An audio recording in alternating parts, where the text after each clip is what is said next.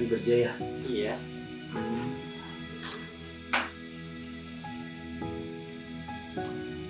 Kakak boleh minta uang ya?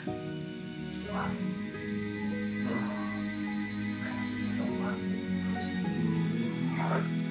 Untuk bayar kuliah sih ya. Pokoknya mungkin besok akan coba cari. Oke. Kakak lanjut belajar dulu ya.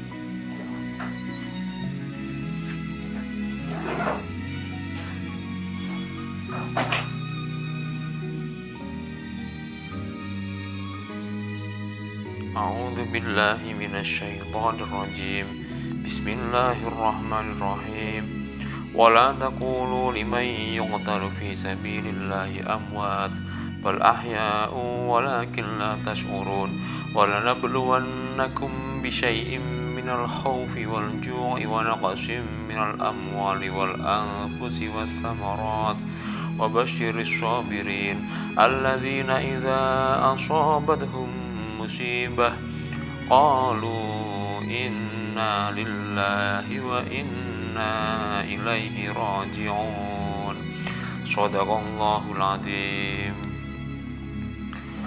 Assalamualaikum warahmatullahi wabarakatuh.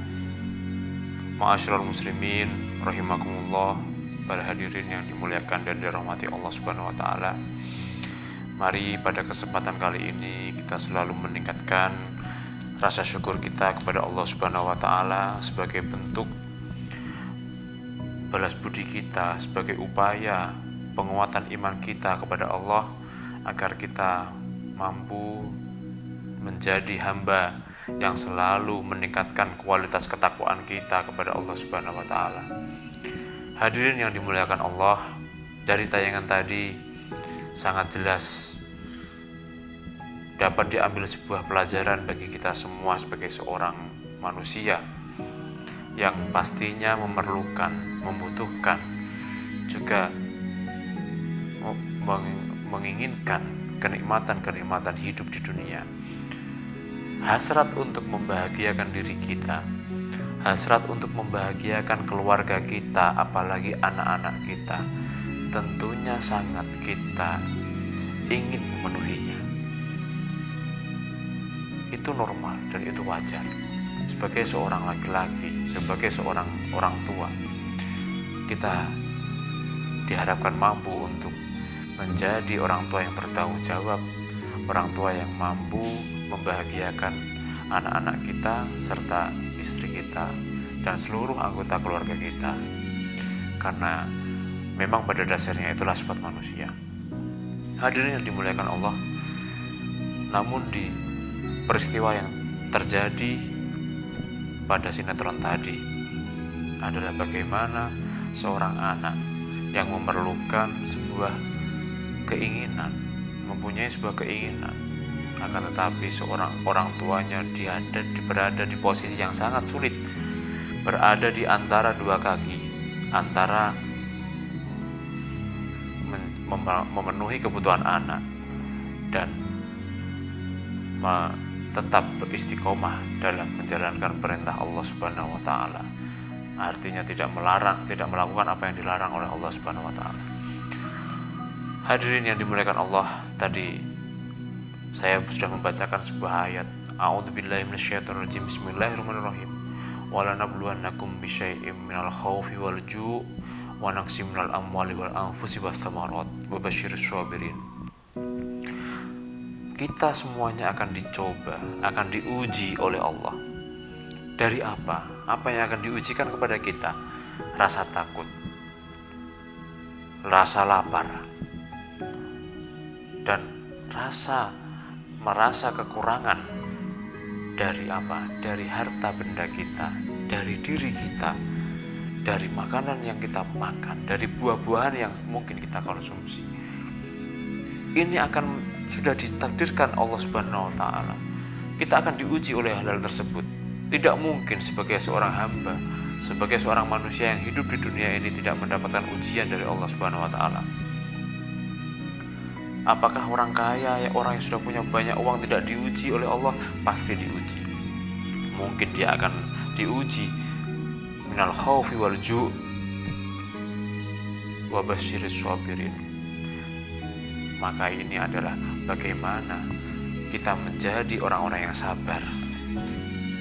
Kita menjadi orang-orang yang mampu tetap di jalan Allah Subhanahu wa taala, dan kita mampu sehingga nanti kita akan mendapatkan kabar yang gembira dari Allah Subhanahu wa taala atas keistiqomahan kita di dalam menjalankan dan menjaga eksistensi ibadah kita dalam kondisi apapun. Hadirin yang dimuliakan Allah, istiqomah di sini adalah bagaimana kita menjaga. Istiqomah di sini adalah bagaimana kita merawatnya, kita menahannya, kita mempertahankannya, dan kita memupuknya. Istiqomah di sini adalah bukan hanya sekedar dalam beribadah saja, akan tetapi istiqomah di sini adalah bagaimana kita mempertahankan rasa syukur kita, rasa puas kita terhadap Allah Subhanahu wa taala. Karena kalau kita yakini bahwa wa in ta'uddu nikmatallahi la tuhsuha, jika engkau semua menghitung nikmat Allah, maka Allah yakin kita tidak akan mengiranya, kita tidak akan mampu untuk menghitungnya. Itu sebuah dalil yang menyatakan bahwa tidak ada kata lain dan tidak ada alasan lain bagi kita untuk kita tidak bersyukur kepada Allah. Tidak ada alasan apapun bahwa kita tidak beribadah kepada Allah. Karena istiqomah di sini adalah bagaimana kita menjaga ritme ibadah kita supaya istiqomah. Bagaimana kita menjaga ritme hati kita supaya tetap terima apa yang menjadi keputusan Allah, tetap qanaah, tetap bersyukur, sehingga kita selalu tetap berada di jalan Allah Subhanahu wa taala. Di tengah apapun, sebesar apapun dan setinggi apapun cobaan yang menerpa kita dan keluarga kita. Dari ayat di atas tadi sudah jelas bahwa kita sebagai manusia akan diuji oleh Allah Subhanahu wa taala dengan kekurangan harta misalnya. Apa yang akan kita lakukan dengan kekurangan harta tersebut? Di tengah tuntutan kita semakin hari semakin banyak dan lain sebagainya. Apa yang akan kita lakukan? Apakah kita akan menuruti hawa nafsu kita, atau kita akan berusaha memenuhi keinginan kita, kebutuhan kita, atau kita akan tetap teguh di jalan Allah Subhanahu wa taala dengan memenuhi apa yang menjadi kebutuhan kita selama tidak melawan kaidah-kaidah syariah, tidak melawan aturan-aturan Allah Subhanahu wa taala. Hadirin yang dimuliakan oleh Allah, Allah Subhanahu wa taala juga menegaskan di dalam ayat Al-Qur'annya, wasta'inu bis-sabri was-shalah wa innaha lakabiratun illa 'alal khashiyin. Berdoalah kalian semua kepada Allah dengan sabar dan sholat. Sesungguhnya itu sangatlah besar, sangatlah berat, kecuali bagi orang-orang yang khusyuk. Siapakah orang yang khusyuk itu? Alladzina yadhunnuna annahum mulaqu rabbihim wa annahum ilaihi raji'un. Orang yang mampu khusyuk di sini adalah orang yang mampu mempunyai keyakinan bahwa nanti akan bertemu Allah Subhanahu wa taala dan yakin besok akan kembali kepada Allah Subhanahu wa taala. Perintah kita diperintahkan untuk meminta kepada Allah dengan sabar dan sholat. Maka tidak ada alasan apapun dan tidak menutup kemungkinan bahwa kita harus melakukan apa yang diperintahkan oleh Allah Subhanahu wa taala di tengah kondisi ekonomi kita, kondisi permasalahan hidup kita yang mungkin sangat berat bagi kita. Akan tetapi juga tidak menutup kemungkinan kita harus meyakini bahwa apapun cobaan yang besar yang diberikan oleh Allah kepada kita, maka itu semuanya sudah diukur dan dipastikan Allah sesuai dengan kemampuan dan kekuatan yang kita miliki. Allah memerintahkan kita untuk meminta dalam sabar dan sholat. Artinya kesabaran di sini adalah sangat diperlukan dalam menggapai harapan kita. Entah kadang-kadang kita beranggapan entah itu sesuatu yang menyedihkan menimpa kita, kita beranggapan bahwa mungkin Allah sedang marah kepada saya, atau Allah sedang memberikan saya balasan. Itu tidak harus kita lakukan pemikiran itu. Ketika kita mengalami sebuah musibah, maka yakinlah itu adalah ujian dari Allah Subhanahu wa taala. Itu adalah cobaan dari Allah Subhanahu wa taala. Sejauh mana kita bisa mampu bertahan di dalam ibadah kita kepada Allah, dan sejauh mana kita mampu bertahan untuk menjaga kualitas amal ibadah kita kepada Allah Subhanahu wa taala, sehingga kita mampu menjadi hamba yang selalu konsisten dan komitmen di dalam menjalankan perintah Allah Subhanahu wa taala, dan sabar di dalam musibah-musibah yang menimpa di kehidupan kita, di kehidupan keluarga kita, di kehidupan anak-anak kita, sehingga ini mampu menjadi apa yang dinamakan dengan orang yang mampu menjaga keistiqomahan di dalam hidup ini. Karena al-istiqomah khairum min alfi karomah. Sesungguhnya istiqomah itu lebih baik daripada 1000 karomah. Yang dimana istiqomah itu bisa dilakukan oleh siapapun, akan tapi karomah itu mungkin hanya dilakukan oleh hamba-hamba yang dipilih oleh Allah Subhanahu wa taala. Hadirin yang dirahmati Allah Subhanahu wa taala, dalam konteks kesabaran kita harus mampu menilik dan mengingat kembali kisah-kisah nabi-nabi kita, mulai dari Nabi Adam hingga Nabi Muhammad SAW. Misalnya adalah kita melihat kisah Nabi Nuh, bagaimana beliau mampu sabar menghadapi putranya Kan'an yang tidak mau mengikuti perintah Nabi Nuh tersebut. Sabar ini diperlukan karena Nabi Nuh yakin bahwa Allah lah tujuan akhirnya. Tidak lepas pula ketika kita menilik kisah Nabi Yakub alaihissalam dan Nabi Yusuf alaihissalam. Keduanya adalah hamba yang sangat sabar. Bagaimana kita tahu seorang Nabi Yakub kehilangan putra kesayangannya Nabi Yusuf alaihissalam, dan bagaimana kita mengetahui semua bahwa Nabi Yusuf alaihissalam dibuang oleh saudara-saudaranya ke dalam sebuah sumur yang dalam sekali. Yang sumur itu letaknya terpencil jauh dari keramaian. Akan tetapi Nabi Yusuf juga sabar. Nabi Yusuf mampu menahan dirinya, mampu memaafkan keluarganya, saudara-saudaranya, dan inilah yang menjadi anjuran dari Allah Subhanahu wa taala.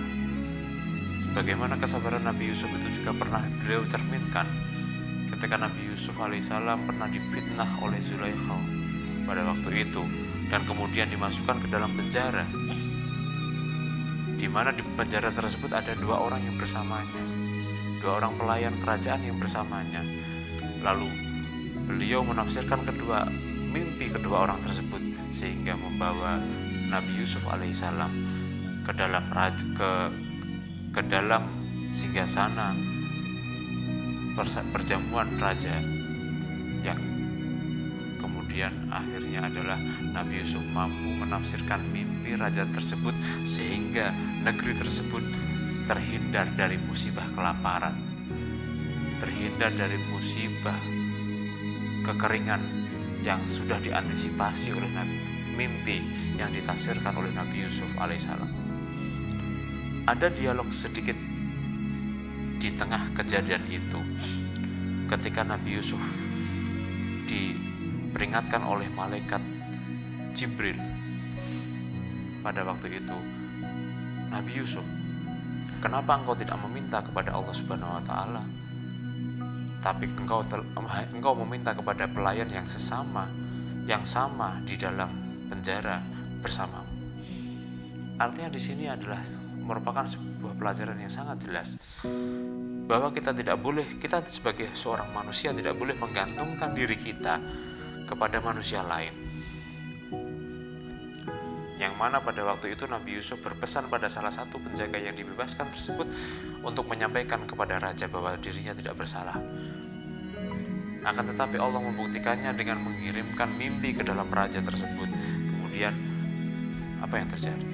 Nabi Yusuf pun dikeluarkan oleh Allah Subhanahu wa taala karena raja tersebut mimpi yang tidak mampu, mimpi tersebut ditakwilkan dan ditafsirkan oleh para penafsir mimpi yang tersohor pada waktu itu. Sehingga pelayan tersebut ingat bahwa bersamanya waktu itu ada di dalam penjara seorang yang mampu menafsirkan mimpi-mimpi yang sangat sulit. Sehingga Nabi Yusuf pun dipanggil di tengah raja. Lalu raja mengkonsultasikan mimpi tersebut kepada Nabi Yusuf alaihissalam, dan bebaslah Nabi Yusuf. Kesabaran yang lain yang sangat sempurna sekali dimiliki dan dicerminkan oleh Nabi junjungan kita Nabiullah Muhammad SAW. Yang mana Nabi Muhammad, orang sehebat itu, orang semewah itu, semegah beliau, diludahi oleh orang yang mungkin tidak ada apa-apanya.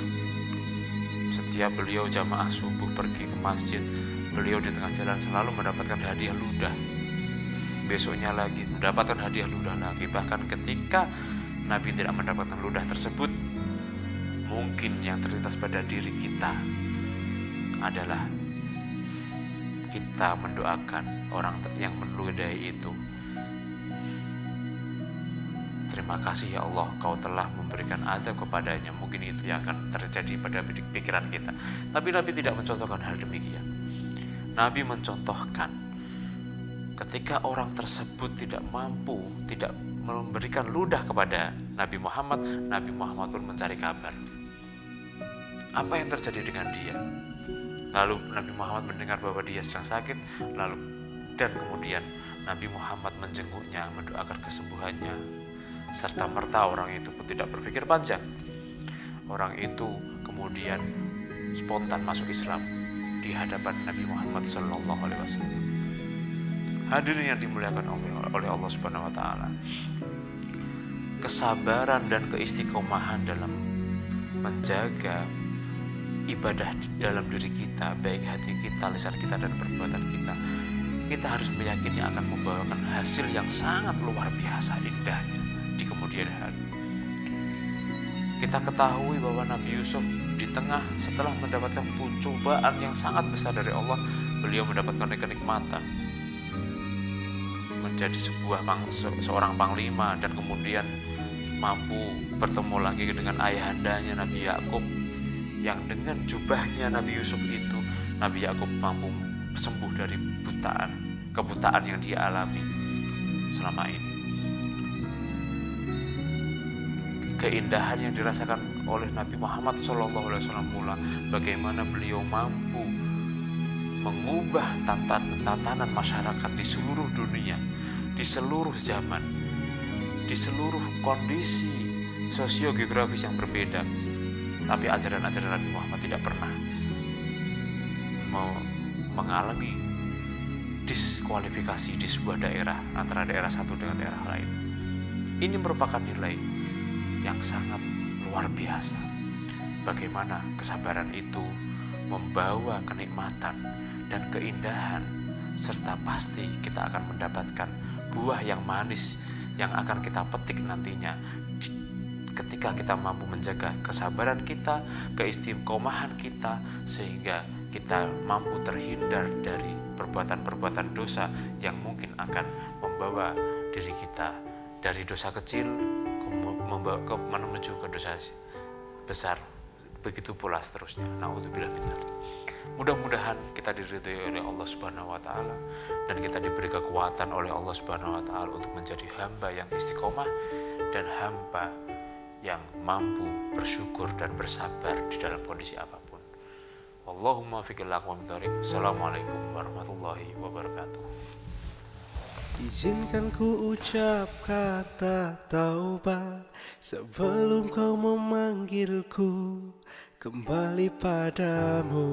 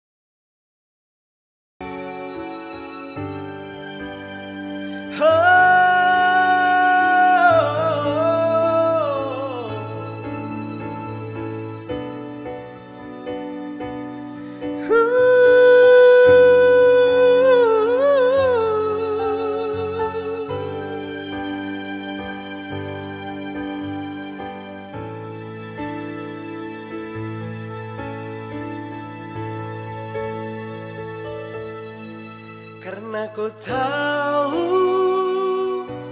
hanyalah pada dirimu tempatku mengadu, tempatku mengeluh di dalam doaku.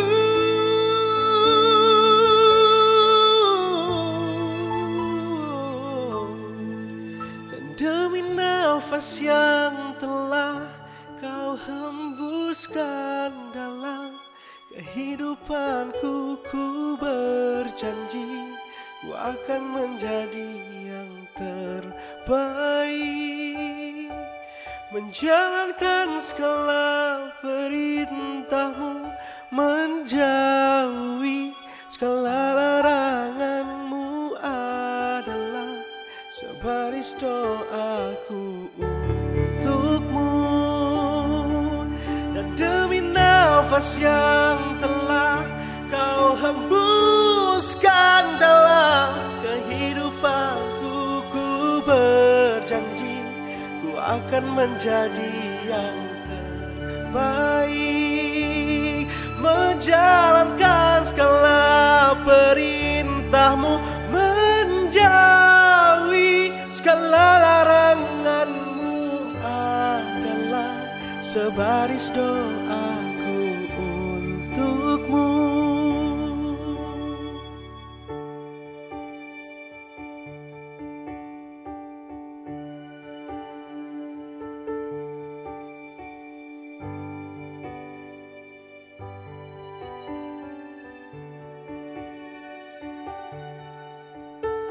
Izinkan ku ucap kata taubat sebelum kau memanggilku kembali padamu,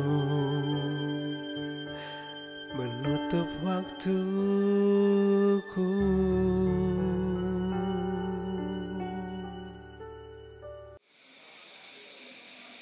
Ya. Jangan. Ini uang amanah kantor.